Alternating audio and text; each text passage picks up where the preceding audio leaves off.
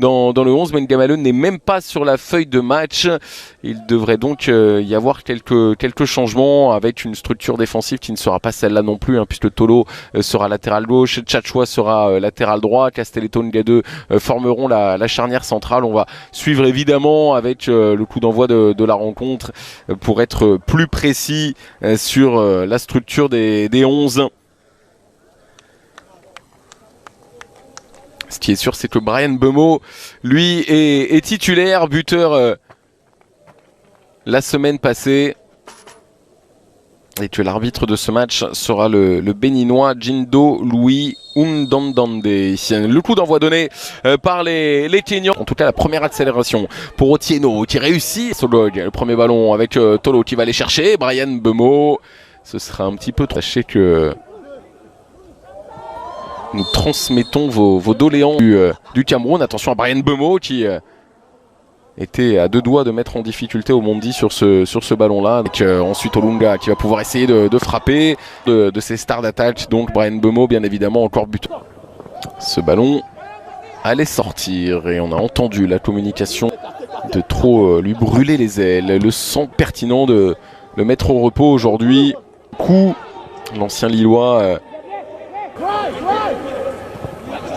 Castelletto dans le dos de Tolo. Un terrain splendide et on le voit qui fuse, le ballon qui prend, qui a l'air bon mais dur tout de même. On le voit au petit rebond que le ballon effectue. Là il y a une faute bien sûr. Râler une Firat estimant qu'il n'y avait pas de faute de main et qu'il était temps que le football africain a son qui peut retrouver entrée de surface de réparation. La tentative de Vincent Aboubakar et la première parade dans cette rencontre pour Omondi. Le duo Tolo. Ce ballon très long, trop long.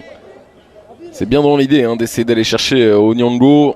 Du but de Kenyans, c'est joliment fait de la part de Basolog, mais on reviendra à une position de hors-jeu de la part du... Et c'est lui d'ailleurs qu'on va essayer de solliciter.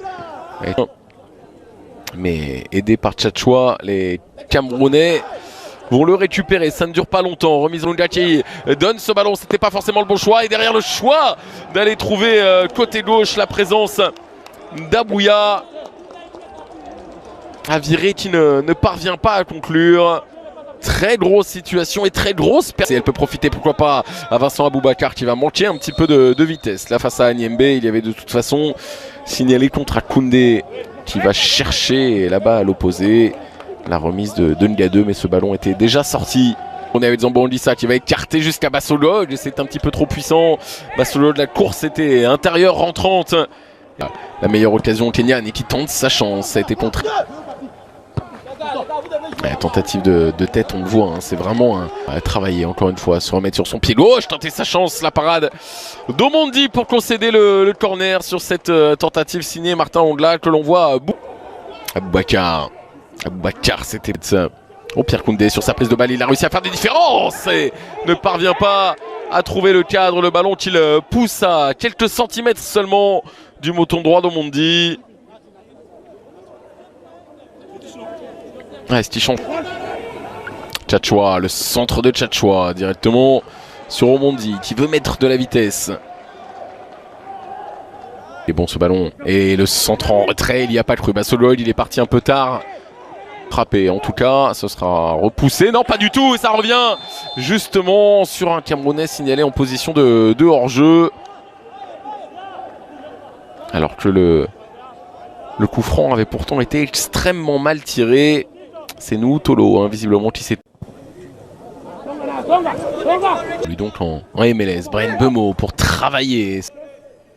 C'est la troisième rotation utilisée depuis le début de ce rassemblement au poste de latéral droit par Ndine Firat qui avait débuté avec l'Égypte sur la pelouse de la Mauritanie, également la Tunisie aux Comores, les Comoriens sans de se rattraper chez eux à place tout court d'ailleurs. Attention à cette récupération. Ce sont deux sélections qui ne sont pas du tout parties sur les mêmes bases puisque dans la surface, Basolog est passé et va obtenir le corner. Il continue de faire d'énormes différences.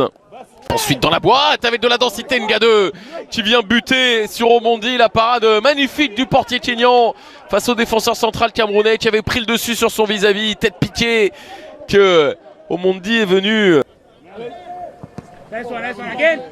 Qui peut retrouver un relais et la frappe, le poteau qui vient repousser cette énorme tentative de la part d'Onyongo. Les Kenyans répondent à l'occasion de Ngade il y a quelques instants avec ce superbe mouvement. Le surnombre apporté par Omidja derrière Onyongo qui tente sa chance. Le poteau d'Odis vers Olunga et la frappe en Bassolol désormais. Bassolol pour aller travailler, il a préféré.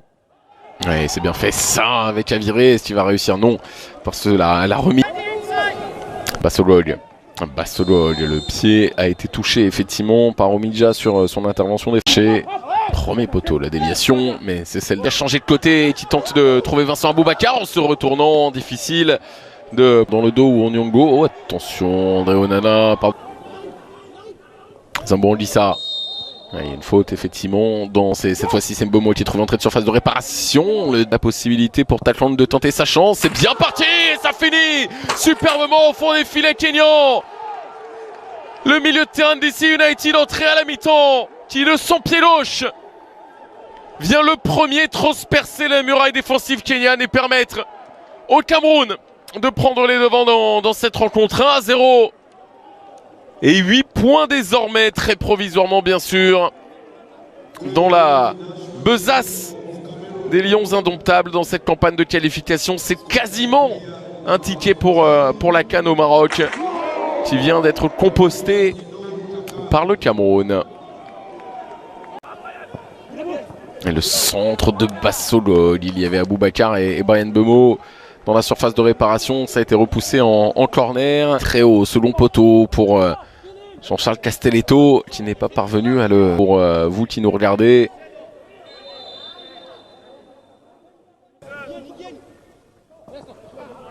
Motiouma, le centre derrière d'Otieno, qui est français et la France en particulier, capable, ça c'était bien fait vers Vincent Aboubakar, capable de produire, de former un nombre incalculable de joueurs de qualification et plus difficilement sollicités. L'arbitre aussi qui va revenir à la faute effectivement, alors très tardivement. Ngade, ça va sortir, il a pris rencontre qui a eu lieu à 14h hors du Cameroun. Il y a beaucoup de mouvements, mais alors si c'est pour être tiré.